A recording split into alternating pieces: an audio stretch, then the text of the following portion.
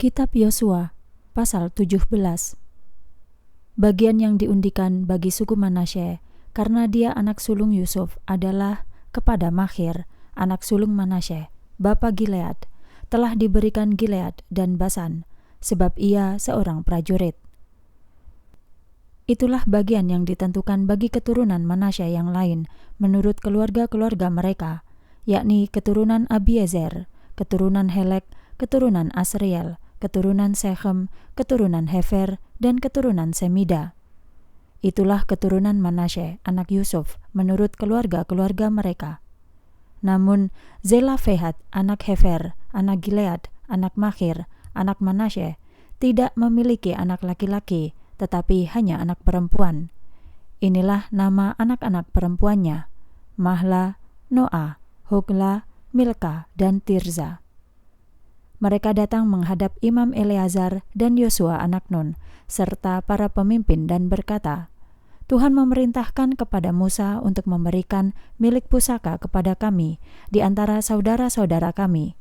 Karena itu, sesuai perintah Tuhan, ia memberikan milik pusaka kepada mereka di antara saudara-saudara ayah mereka.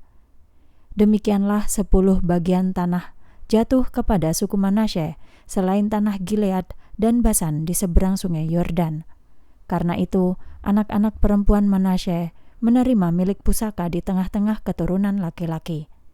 Tanah Gilead menjadi milik keturunan Manasye yang selebihnya. Batas wilayah Manasye adalah dari Asher ke Michmetat di sebelah timur Sichem. Batas itu terus ke selatan ke daerah penduduk En-Tapuah. Tanah Tapuah adalah milik suku Manasye, tetapi kota Tapuah dekat perbatasan Manasye adalah milik keturunan Efraim.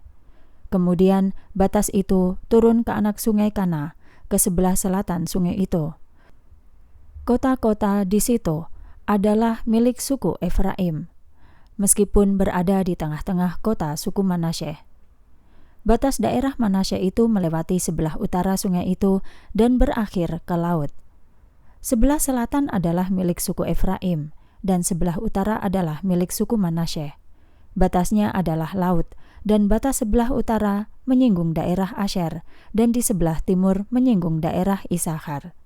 Di daerah Issakhar dan Asher terdapat milik suku Manasye, yaitu Bet-Sean, dengan kota-kotanya, Yibleam dengan anak-anak kotanya, penduduk Dor dengan anak-anak kotanya, penduduk Endor dengan kota-kotanya, penduduk Ta'anakh dengan kota-kotanya, dan penduduk Megiddo dengan kota-kotanya, yaitu ketiga daerah bukit.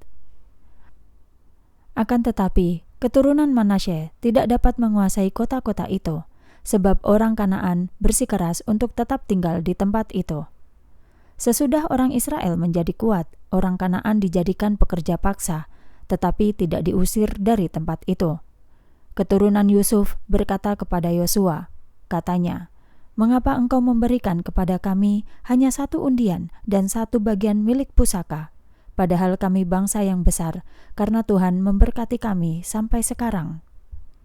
Yosua menjawab mereka, "Jika kamu bangsa yang besar, pergilah ke hutan dan bukalah lahan di sana, di negeri orang Feris dan orang Refaim, apabila pegunungan Efraim terlalu sesak bagimu." Keturunan Yusuf berkata, "Pegunungan itu tidak cukup bagi kami, dan orang Kanaan yang tinggal di lembah-lembah itu mempunyai kereta-kereta besi, baik yang di Bet-Sean dengan anak-anak kotanya, maupun yang di lembah Yezreel." Yosua pun berkata kepada keturunan Yusuf, yaitu suku Efraim dan suku Manasye, "Engkau bangsa yang besar jumlahnya, dan mempunyai kekuatan yang besar. Tidak akan hanya 1 undian ditentukan bagimu. Akan tetapi, pegunungan itu akan menjadi milikmu, sebab meskipun tanah itu hutan, kamu akan membuka dan memilikinya sampai ujung-ujungnya. Sebab kamu akan mengusir orang Kanaan itu, sekalipun mereka memiliki kereta-kereta besi, dan sekalipun mereka kuat."